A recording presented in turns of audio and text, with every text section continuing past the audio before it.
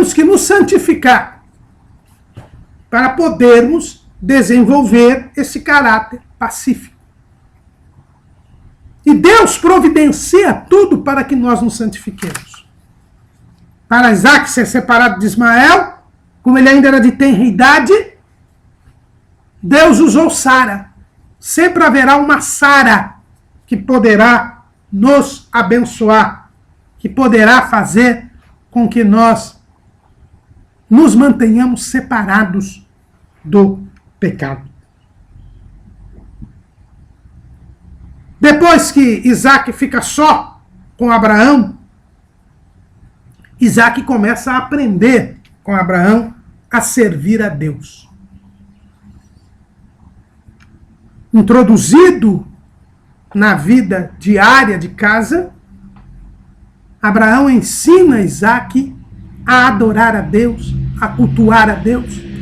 Fala a Isaac a respeito das promessas de Deus, que ele era o filho da promessa, que ele daria seguimento à promessa da salvação da humanidade, nele seriam benditas todas as famílias da terra. Isaac aprende com Abraão a respeito da oposição, porque nós vemos ainda nesse capítulo 21 de Gênesis que há um tratado de paz entre os filisteus e Abraão. Lá no capítulo 21, versículo 22, diz assim: e aconteceu naquele mesmo tempo que Abimeleque, com Ficol, príncipe do seu exército, falou com Abraão, dizendo: Deus é contigo em tudo que fazes. Agora, pois, jura-me aqui por Deus que não mentirás a mim, nem a meu filho, nem a meu neto. Segundo a beneficência que te fiz, me farás a mim e a terra onde peregrinares. E disse a Abraão: eu jurarei. Abraão, porém, repreendeu Abimeleque por causa de um poço d'água que os servos de Abimeleque haviam tomado por força. Então disse Abimeleque: eu não sei quem fez isso, e também tu não fizeste saber, nem o ouvi senão hoje. E tomou Abraão ovelhas e vacas e deu-as a Abimeleque, e fizeram ambos concerto. Pôs Abraão, porém, à parte 7 cordeiras do rebanho.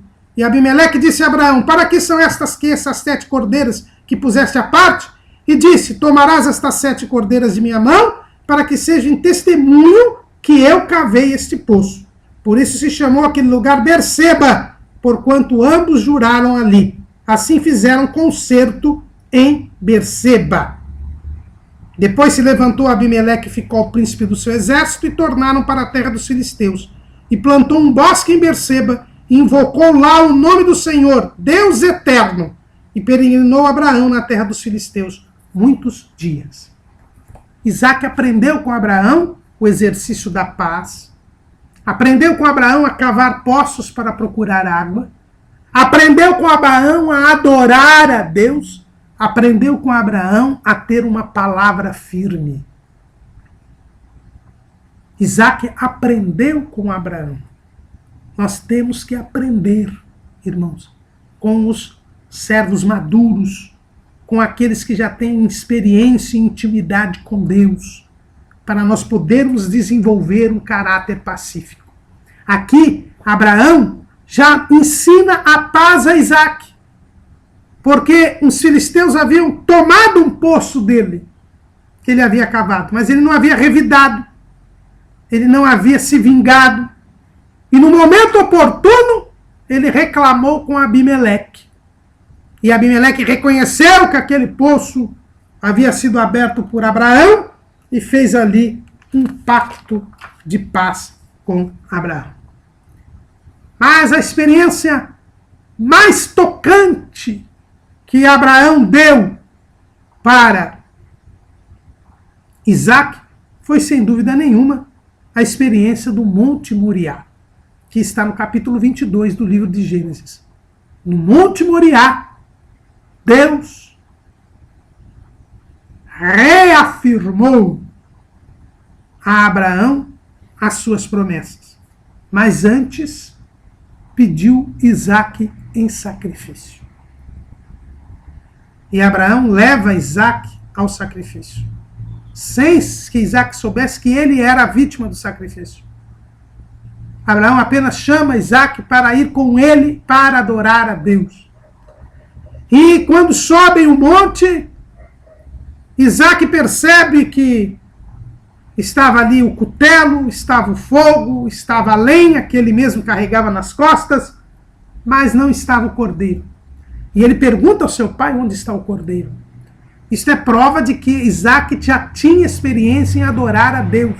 Isto é prova de que Isaac já conhecia como cultuar a Deus. Tinha intimidade com Deus, sacrificava a Deus, cultuava a Deus. E Abraão lhe diz: Deus para si proverá o cordeiro. Mas quando chegam ao monte, Abraão amarra Isaac, coloca-o sobre o altar, depois que o altar foi montado, e Isaac não corre, Isaac não reclama, Isaac se mostra obediente. Não entendia o que estava ocorrendo, mas era obediente. Nós temos que ser obedientes se quisermos sermos pacíficos. Isaac não brigou com seu pai, não se revoltou contra o seu pai. Ele simplesmente obedeceu. E mais, além de demonstrar ser um frequente e habitual adorador, ele se submeteu à vontade do seu pai. E quando Abraão foi matá-lo, Deus impede o sacrifício. Manda um cordeiro substituto. E Abraão oferece este cordeiro. E Deus então reafirma a Abraão todas as promessas. E Isaac foi testemunha da reafirmação das promessas de Deus.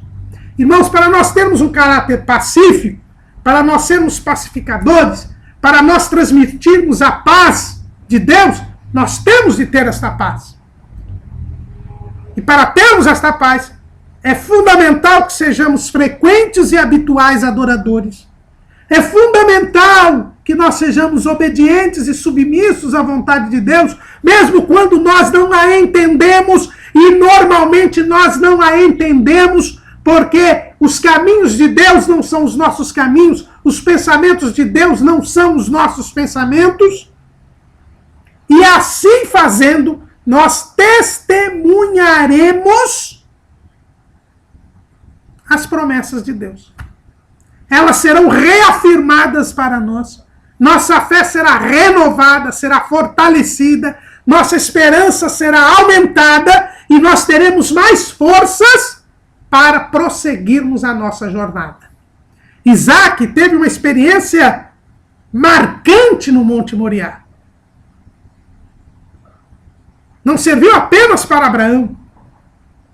Pensamos até que foi mais marcante para Isaac do que para Abraão. É verdade que Abraão atinge aqui a plenitude da sua vida espiritual.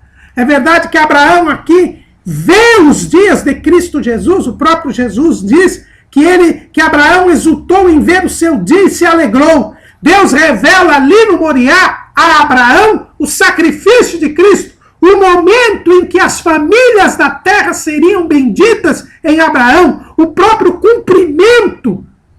Deus revela a Abraão o cumprimento da promessa que ele havia feito a Abraão por volta de 138 anos antes.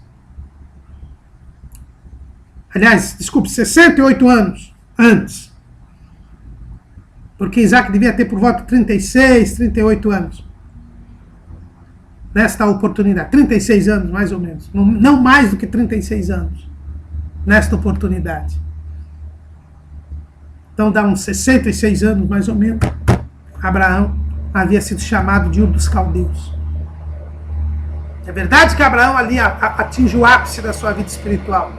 Mas é verdade que a experiência do Moriá, ela traz para Isaac a força necessária para que ele assuma a sua condição de patriarca. Porque ali são reafirmadas as promessas. Abraão já estava no ápice da sua vida espiritual. Mas Isaac era a continuidade desta fé. E a experiência que Isaac tem de se ver substituído por um cordeiro,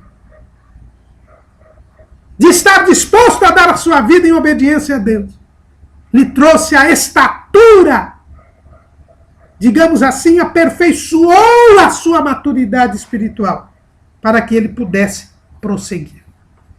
Logo em seguida, Isaac perde sua mãe, Sara.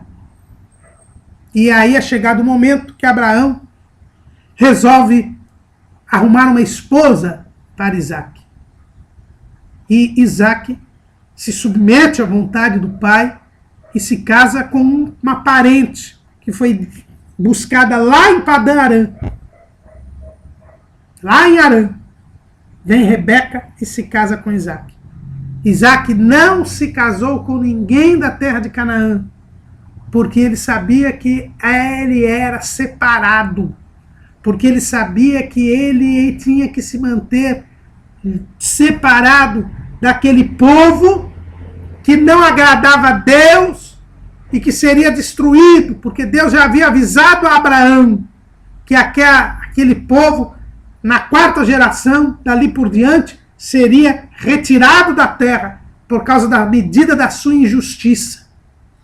Então Isaac já sabia que aquele povo não agradava a Deus e ele queria agradar a Deus. Para nós termos um caráter pacífico, nós precisamos estar em paz com Deus. Para estarmos em paz com Deus, nós precisamos nos santificar, nos manter separados do mundo.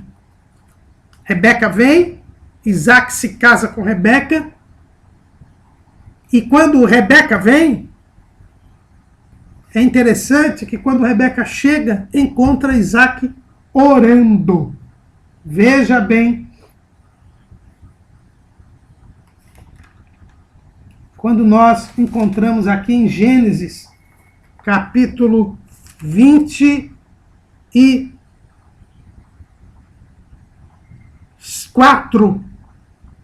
Ora, Isaac vinha do caminho, versículo 62, Gênesis 24, 62. Ora, Isaac vinha do caminho do poço de Laai-Roi, porque habitava na terra do sul. E Isaac saíra a orar no campo sobre a tarde, e levantou os seus olhos e olhou, e eis que os camelos vinham. Isaac estava orando. Enquanto Eliezer, o servo de Abraão, foi buscar uma esposa para ele, Isaac ficou orando, buscando a Deus. Isaac confiava em Deus e entregava a sua vida a Deus. Nós precisamos fazer isso também. Se quisermos ter um caráter pacífico, nós temos que estar em comunhão com o príncipe da paz. Nós temos que estar numa vida de oração. Nós temos que ter uma vida de oração. Isaac estava orando quando chegou Rebeca.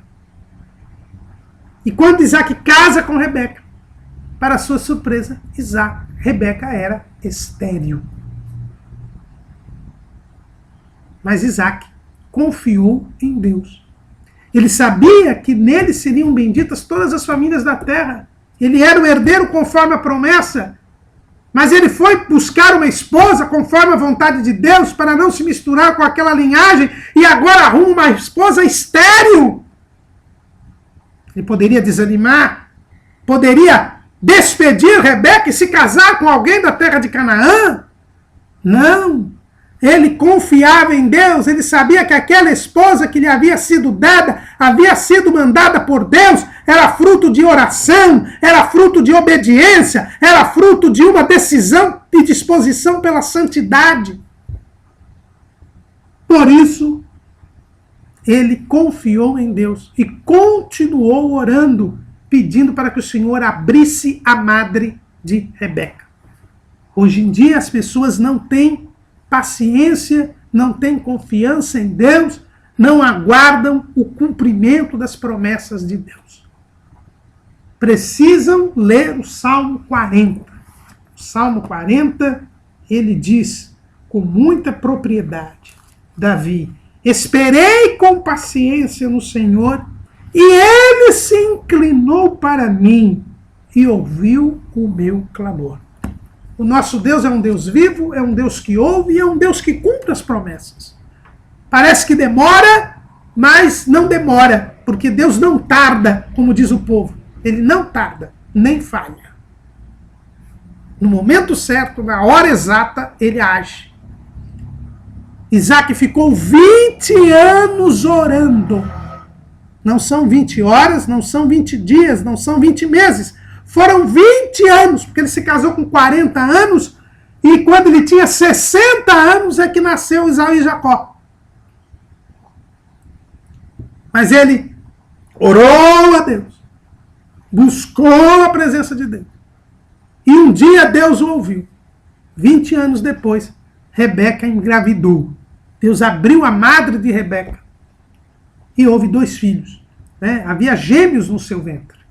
Deus revela a Rebeca, e certamente Rebeca conta a Isaac, que seriam 2 filhos, mas que o menor seria o filho da promessa, porque o maior serviria ao menor. E nascem os 2 filhos, Esaú e Jacó. Quando nasce Esaú e Jacó, Esaú era o filho do gosto de Isaac, e Jacó o filho do gosto de Rebeca. E Isaac parece que se esqueceu da revelação de Deus e se agradava muito de Esaú, enquanto que Rebeca se agradava muito de Jacó. Não pela promessa de Deus, mas porque Jacó era mais caseiro, era mais filhinho de mamãe. E aí nós tivemos as predileções que causaram a destruição do lar. Isaac vai ficar sem a companhia dos seus filhos, Rebeca vai ficar sem a companhia dos seus filhos. Por quê? Porque eles não tiveram sabedoria de manter o lar unido. Isaac privilegia Esaú. Mas Esaú, que era o primogênito, e portanto, em tese, o herdeiro das promessas de Abraão, e certamente Isaac fazia questão de lhe dizer que ele, até porque era o seu filho predileto, era o herdeiro das promessas, Esaú desprezou estas promessas. Vendeu a primogenitura ao seu irmão Jacó por um prato de lentilhas. Casou-se com mulheres da terra de Canaã. Como diz o escritor aos Hebreus, ele era profano, ele não dava valor às coisas santas, e ele era fornicário, ele não tinha controle sobre a sua sexualidade. Entrou no ritmo da terra de Canaã, dos cananeus. Misturou-se com o pecado. E é por isso que Deus, na sua presciência, já sabia que era em Jacó que ele iria manter essa linhagem. Esaú vende a primogenitura. Isaac fica adoentado, envelhece, parece que fica cego, tem um problema sério na vista, e quer antecipar a sua bênção para Esaú, mesmo sabendo que Deus havia escolhido Jacó. E aí há aquela trama que Rebeca faz com Jacó para que a bênção recaia sobre Jacó. E foi em Jacó, e Jacó é o assunto da nossa próxima lição, por isso nós não vamos nos deter muito aqui, acaba recebendo a bênção de Isaac, que Deus confirma quando Jacó foge para Betel. Mas a verdade é que Isaac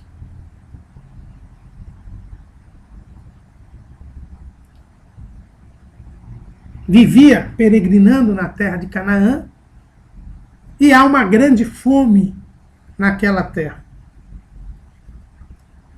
Mas Deus lhe fala para que ele não descesse ao Egito.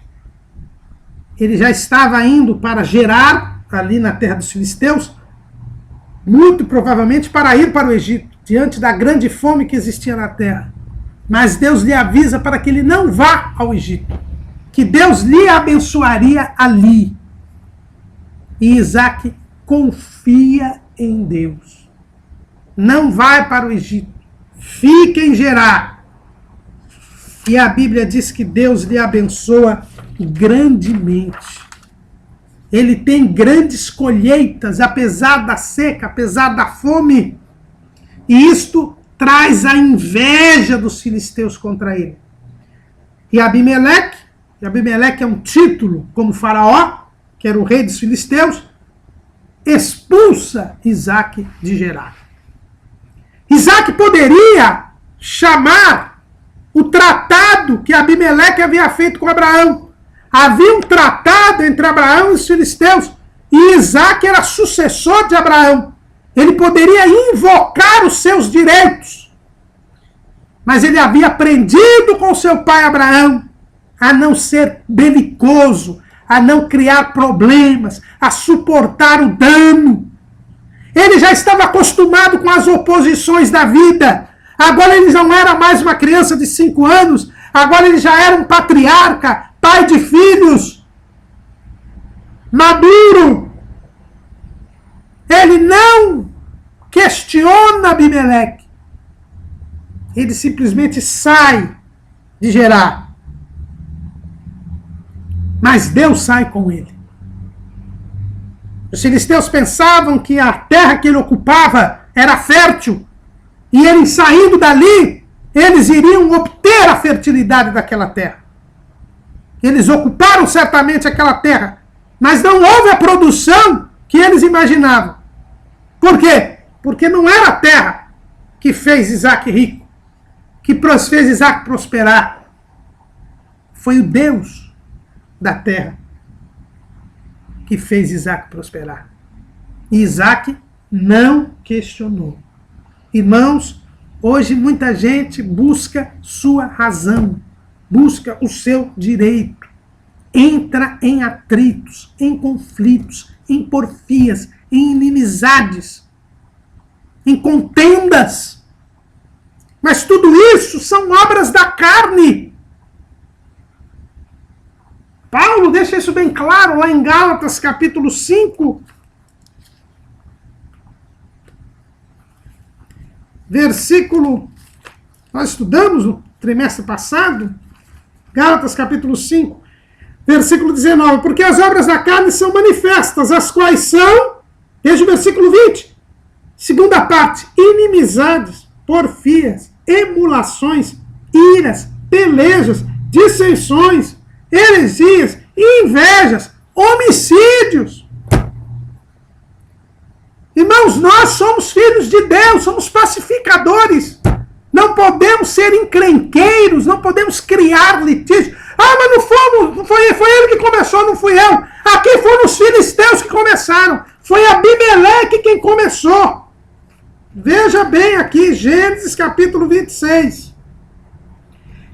Versículo 12. E semeou Isaac naquela mesma terra e colheu naquele mesmo ano sem medidas, porque o Senhor o abençoava. E engrandeceu-se o varão, e ia se engrandecendo, até que se tornou muito grande, e tinha possessão de ovelhas, e possessão de vacas, e muita gente de serviço, de maneira que os filisteus o invejavam. E todos os poços que os servos de seu pai tinham cavado nos dias de seu pai Abraão, os filisteus entulharam e encheram de terra. Disse também Abimeleque a Isaac: aparta-te de nós, porque muito mais poderoso te tens feito do que nós. Então Isaac foi-se dali e fez o seu assento no vale de Gerar e habitou ali. Isaac não fez caso, não invocou o tratado que ele conhecia, que ele testemunhara. Não. Ele simplesmente, resignadamente, saiu e foi habitar no vale de Gerar. Nós temos que suportar o dano. Nós temos que suportar a afronta. Jesus fez isso. Hebreus capítulo 12. Hebreus capítulo 12. Olhando para Jesus, autor e consumador da fé, o qual pelo gozo que lhe estava proposto, suportou a cruz, desprezando a afronta, e assentou-se à destra do trono de Deus. Considerai, pois, aquele que suportou tais contradições dos pecadores contra si mesmo, para que não enfraqueçais, desfalecendo em vossos ânimos. Se nós não suportarmos as contradições, se nós não desprezarmos a afronta, se nós não suportarmos a cruz, nós vamos desfalecer em nosso ânimo e não chegaremos ao céu. Mas Jesus chegou ao trono à direita do Pai, por quê? Porque ele suportou a cruz, desprezou a afronta e suportou as contradições dos pecadores. Engolamos sapo, engolamos seco, mas continuemos caminhando para o céu. É esta lição que Isaac nos dá. Isaac não questionou Abimeleque. Ele simplesmente saiu dali e foi habitar no vale de Gerar. Mas diz o texto: e tornou Isaac e cavou os poços d'água que cavaram nos dias de Abraão, seu pai, e que os filisteus taparam depois da morte de Abraão, e chamou-os pelos nomes que os chamara seu pai. Isaac se manteve na mesma conduta que ele havia aprendido. Não mudou. Irmãos, não mudemos nosso comportamento, nossa conduta. O caminho é Jesus, e Jesus é o mesmo ontem, hoje e eternamente. Não seja um crente moderno, não modifique as tradições, não modifique a palavra. Vivamos como viveram os nossos pais, na fé. Vivamos como viveu nosso Senhor e Salvador Jesus Cristo. Não mudemos. Isaac chegou, desentulhou os poços que seu pai tinha cavado. Ele lembrava daqueles poços, ele sabia que ali havia água. Ele aguentou a afronta dos filisteus, descavou, cavou os poços, deu os mesmos nomes e acharam um poço de águas vivas. Mas os pastores de Gerar, eles não deixaram de se opor. Você vai viver de acordo com a vontade de Deus, você vai fazer a vontade de Deus, mas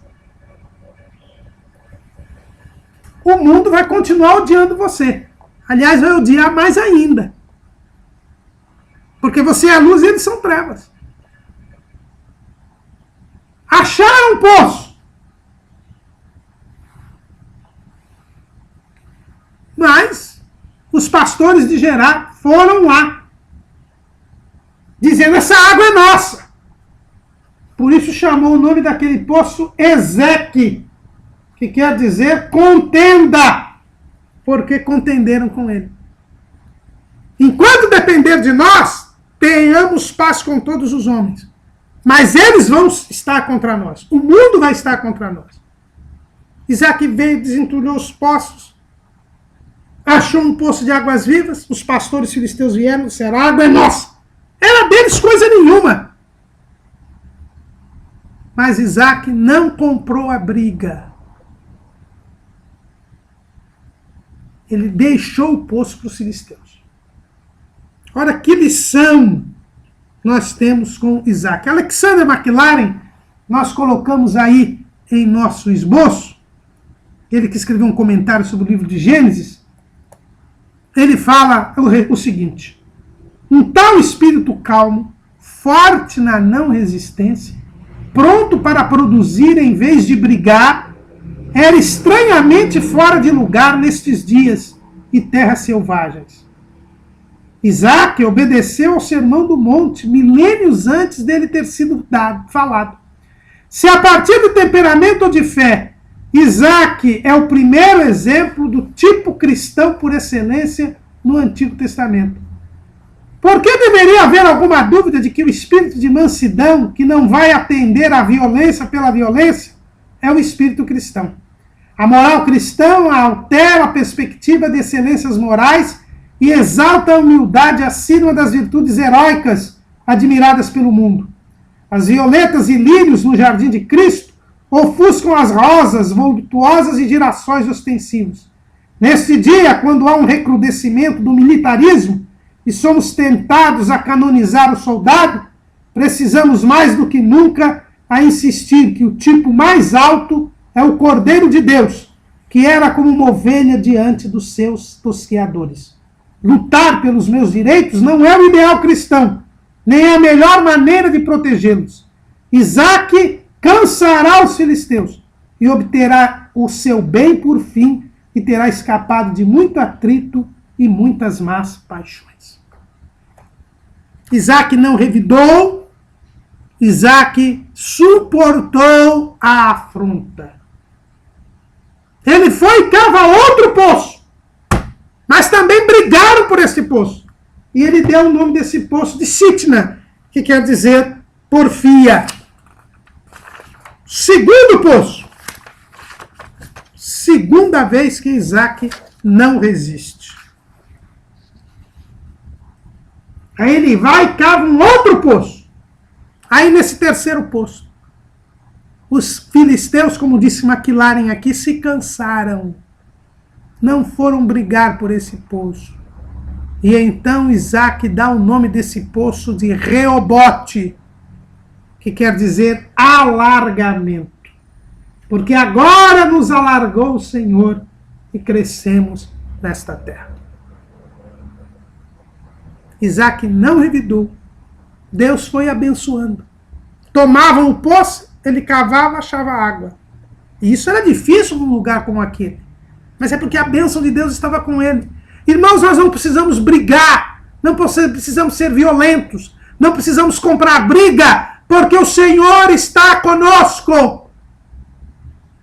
E se Deus é por nós, quem será contra nós? Confiemos em Deus. Sejamos pacíficos e pacificadores.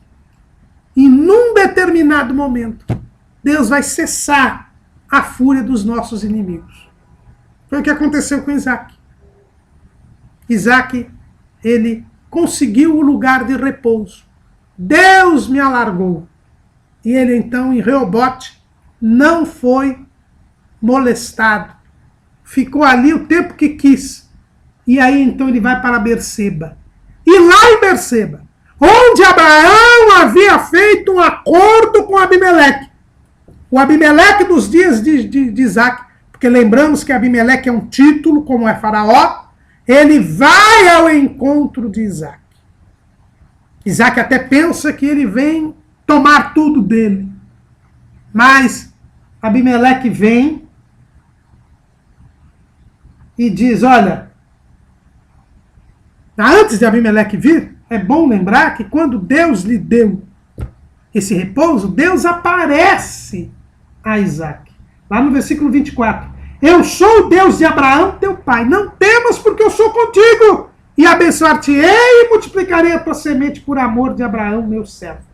Aí então Isaque edificou ali um altar, invocou o nome do Senhor e armou ali a sua tenda. E os servos cavaram um outro poço, que é o poço de Berseba.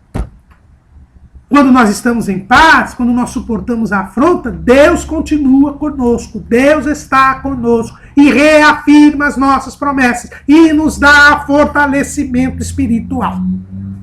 É isso que é importante. E aí vem a bênção maior. Isaque recebe a visita de Abimeleque, como eu disse. E Abimeleque vem e diz, havemos visto na verdade que o Senhor é contigo. Pelo que dissemos, haja agora juramento entre nós e ti, e façamos concerto contigo, que não nos faça mal, como nós não te temos tocado, e como te fizemos somente bem, e te deixamos ir em paz. Agora tu és o bendito do Senhor. Isaque, por ter vivido em paz, por ter obedecido a Deus, por não ter revidado os males que sofreu, teve a presença de Deus na sua vida, invocou o nome do Senhor, adorou a Deus e conseguiu a paz dos seus inimigos. Os seus inimigos vieram e deram testemunho de Isaque. Fizeram um acordo de paz com Isaque. Nunca mais molestaram Isaque. E ainda o chamaram de o bendito do Senhor. McLaren ainda, e nós vamos citá-lo mais uma vez, diz, Isaac ganhou a amizade de seus adversários por sua paciência. Como os versos depois do texto dizem, suas consciências e os corações foram tocados, e ele viu claramente que o Senhor estava com ele e os levou para a aliança. É melhor transformar inimigos em amigos do que vencê-los e tê-los como inimigos ainda. Eu vou derrubá-lo a menos que você me ame. Não sou uma maneira muito esperançosa de cimentar relações pacíficas. Mas quando os caminhos do homem agradam ao Senhor, faz que até os seus inimigos tenham paz com ele. Mas Isaac ganhou mais do que o favor dos filisteus por sua tranquilidade e mansidão, porque o Senhor apareceu-lhe e assegurou-lhe que sem defesa e sem resistir como estava, ele tinha uma defesa forte e não precisava ter medo. Não temas, porque eu sou contigo. O ornamento de um espírito manso e tranquilo é, aos olhos de Deus, de grande valor. Isso não apenas para uma mulher. Ele traz visões de Deus e garantias de segurança tranquila para quem cuida dela. O Espírito de Deus se resume à semelhança de uma pomba, e este pássaro da paz aninha-se apenas na onda fascinante de um coração que se acalmou da altercação e da ira como um tranquilo mar de verão. Se formos pacíficos, Deus estará conosco, nos abençoará. Os nossos inimigos se transformarão em amigos. E nós seremos o bendito do Senhor. Amém.